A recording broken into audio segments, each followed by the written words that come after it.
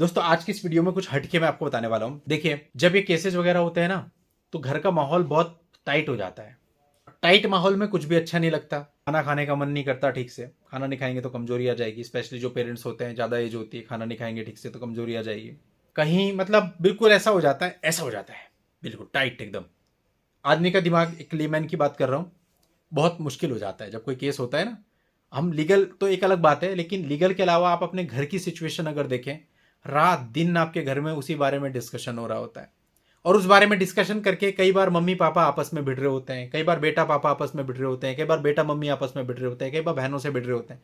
वो ऑटोमेटिकली होता है, क्योंकि हर एक का अपना ओपिनियन होता है कैसे बचना है, क्या करना है। लेकिन एक फालतू की चीज के लिए सब हो रहा है। मेन बात यह है ना कि इस चीज का कोई मीनिंग थोड़ी है। एक फालतू का केस आपके ऊपर हो गया, उस केस में रॉन्ग फैक्ट्स हैं, अब उससे कैसे निकलना है, इसी बात पे आप घर में लड़ रहे हैं। घर का माहौल ठीक नहीं होता, महीनों हो जाते हैं, आप कहीं जाते नहीं, ठीक से खाना नहीं खाया होता, मन में एक भार होता है, एक वजन होता है। तो मैं आपसे ये कहना चाह रहा हूं कि सबसे पहले आपको इस वजन को कम करना है। लीगल लड़ाई भी आप तभी अच्छे से लड़ पाओगे। अपने आप को हल्का रखना है, माहौल को हल्का रखना है, लाइट रखना है। घर के माहौल को कभी भी हार्ड नहीं होने देना। बिल्कुल आप आपस में सबसे पहले ध्यान रखो कि आपस में कभी भी लड़ाई झगड़ा नहीं करना, आपस में एक दूसरे पर चिल्लाना नहीं है, आपस में एक दूसरे पर दोषारोपण नहीं करना कि तुम्हारी वजह से ऐसा हो गया। कुछ मामलों में मैंने ऐसा भी देखा कि पिता ने कुछ किया, उसने वही लिखा दिया, तो पूरी फैमिली पिता के ऊपर जोड़ देती है कि तुम्हारी वजह से ऐसा हो गया। या किसी और घर के मेंबर ने कुछ किया, उसी बेस पर उसने कोई एलिगेशन लगा दिया कि तुम्हारी वजह से ऐसा। ऐसा नहीं करना। देखो, जिसने एलिगेशन लगाया उसने झूठा लगाया। आप लोग का क्या है, आप लोगों ने तो नेक नियति से किया था सब, क्या पता, वो तो कुछ भी लगा सकती है ना एलिगेशन। तो इसलिए हमें अपने परिवार के किसी मेंबर पर उंगली नहीं उठानी, अपने परिवार के किसी मेंबर से झगड़ा नहीं करना, उनको भला बुरा नहीं कहना, एक होके चलना है। जो डिस्कशन करना भी है वो एजुकेटेड लोगों की तरह आराम से बैठ के शांति से होना चाहिए। उनकी बात भी सुनो, अपनी बात भी उनको बोलो, एंड देन खाली में अकेले में बैठ के डिसाइड करो कि क्या करना है। कभी भी एक दूसरे पे चीखना चिल्लाना नहीं। सेकंड, आप लोग अपनी लाइफ को बिल्कुल वैसे ही कंटिन्यू रखो जैसे कि पहले। हफ्ते में कम से कम एक बार बाहर का टूर जरूर लगाओ। दोस्तों, आम जीवन में क्या होता है, जब हम लोग अपने अपने व्यवसाय में, अपनी अपनी और चीज़ों में, काम धंधों में बिजी होते हैं, तो हम कई बार होता है महीनों तक कहीं बाहर नहीं जा पाते। लेकिन जब ऐसी स्थिति चलती है ना, तो आपको टाइम जरूर निकालना चाहिए, क्योंकि तब उस काम धंधे के अलावा आपके ऊपर एक एक्स्ट्रा प्रेशर होता है, उसको कहीं ना कहीं आपको रिलीज करना जरूरी है। और जब कहीं जाएं तो इस बारे में बिल्कुल ना सोचें, दिमाग में रखें कि जो होगा देखा जाएगा। वैसे भी बोलते हैं ना, चिंता ताकि कीजिए जो अनहोनी होए। होना तो वही है जो उस ऊपर वाले को मंजूर होगा, उससे बाहर कुछ नहीं हो सकता, चाहे आप कितना भी सोच लो। तो फिर ज़्यादा नहीं सोचना, एक हद तक सोचना है बस। अब अगर आप घूमने जा रहे हो तो केवल अपनी जर्नी पे ध्यान दो, अपने टूर पे ध्यान दो, इंजॉय करो। उससे आप लोग जो अपना स्ट्रेस होगा उसको रिलीज करेंगे। मैं तो बल्कि ये बोलता हूँ, कई लोग मुझे कहते हैं ना कि सर हम देहरादून आना चाहते हैं। मैंने भाई, देहरादून मेरे से मिलने मत आना, खाली एक दो दिन का टाइम लेके आओ, घूमो, और बहुत ज़रूरी है तो मैं आपको कुछ वीडियोज भी शेयर कर देता हूँ यहाँ के, आराम से विजिट करना, सारा घूम करके आराम से आना। तो आप आओ, रिलैक्स होकर के जाओ कहीं से भी। सिर्फ देहरादून ही नहीं, कहीं पे भी अगर आप जा रहे हो, रिलैक्स रखो, रिलैक्स रखो अपने आप को। कई बार होता है कि देखो, छोटे बच्चे इन्वॉल्व होते हैं, 20 साल के, 21 साल के, जिनकी अभी अभी कॉलेज लाइफ चल रही है या करियर की स्टार्टिंग हुई है।